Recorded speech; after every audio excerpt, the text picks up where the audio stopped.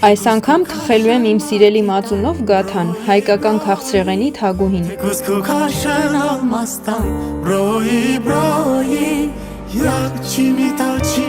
Խմորի համար ալյուրը, աղը, վանիլինը, կարագն ու շաքարավազը մեծ ամանի մեջ լավ տրորենք ձեռքերով։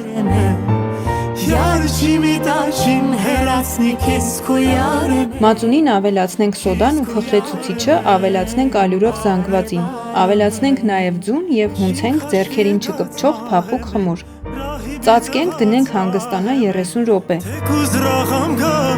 Խորիզի համար ալյուրը, շաքարավազը, վանիլինը, դարչինը, մեխակն ու կարագը լավ տրորենք մատներով։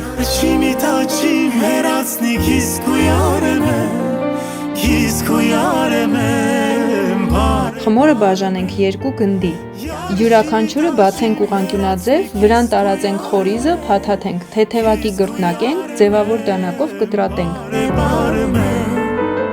Դասավորենք տապակի վրա, վրան քսենք ձու, թխենք 200 աստիճանում 20-ից 25 րոպե։ Բարի ախորժակ։